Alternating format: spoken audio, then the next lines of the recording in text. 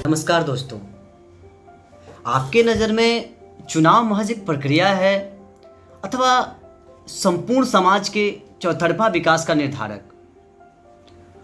मेरे समझ से चुनाव एक शब्द अथवा कुछ दिनों तक समाज में होने वाले चहल पहल भर मात्र नहीं है, परंतु वर्तमान में चुनाव सिर्फ लोगों के लिए एक प्रक्रिया तक ही होकर सीमित रह गया है, जो अपने व्यक्तिगत आवश्यकता एवं स्वार्थ तथा चंद पैसे और जाति, धर्म, परिवार आदि बिंदुओं में सिमट कर रह गया है। क्या हम इससे इतर चुनाव को किसी और नजरिए से नहीं देख सकते,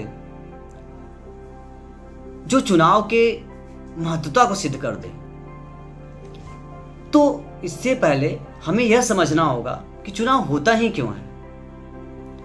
मेरे समझ से चुनाव संपूर्ण समाज के विकास के लिए होता है, जिस विकास में समाज का हर व्यक्ति का योगदान हो और उसका लाभ समस्त लोगों तक पहुंचे।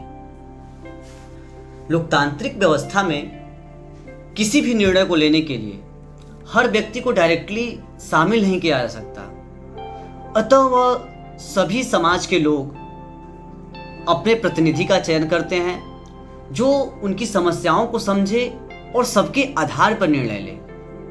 तो वह व्यक्ति आपका प्रतिनिधि, आपके समाज का आवाज और आपके शब्दों में आपका नेता।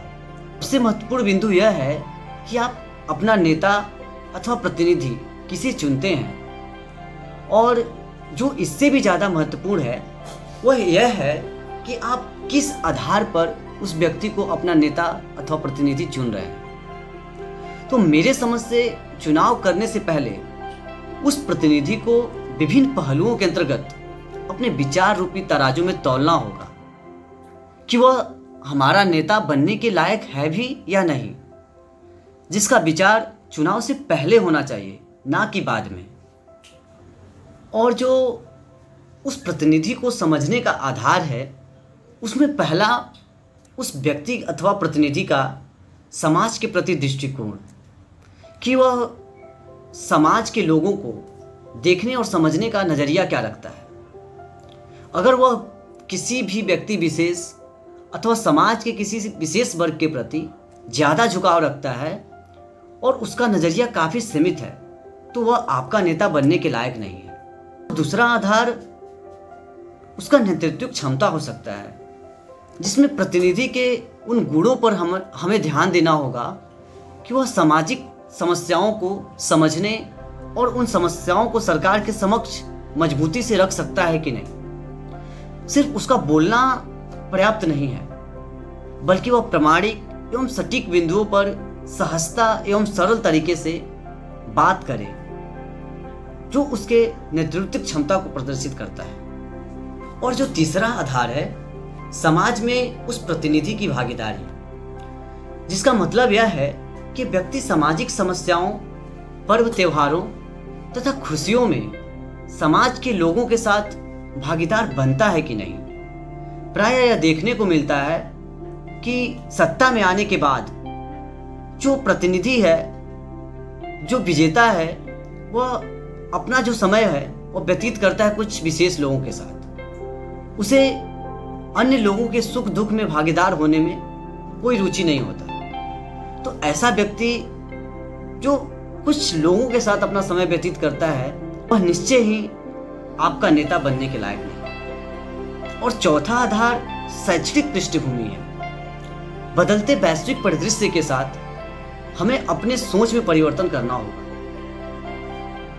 कि जैसे एक सरकारी चपरासी को शिक्षित होना अनिवार्य है, वैसे ही एक नेता को भी शिक्षित होना चाहिए, जिससे कि उसे अपने अधिकार का पता हो। ऐसा ना हो कि प्रशासनिक अधिकारी उसे मूर्ख बना करके उसे भ्रष्टाचार में लिप्त करे। और पांचवा आधार सामाजिक प्रतिबद्धता है।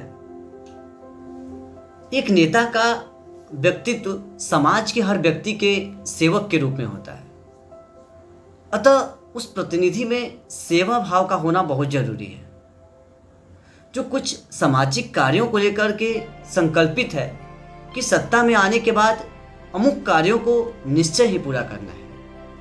इन बिंदुओं को ध्यान रख सकते हैं जिसमें उस व्यक्ति की विचारधारा, उसके लिए जन समर्थन, कार्यों में पारदर्शिता, उसकी योग्यता और संकट प्रबंधक आदि महत्वपूर्ण बिंदुओं को आप ध्यान में रखते हुए अगर अपने नेता का चुनाव करते हैं, अपने प्रतिनिधि का चुनाव करते हैं, तो निश्चय ही इससे आपका और आपके समाज का विकास होगा।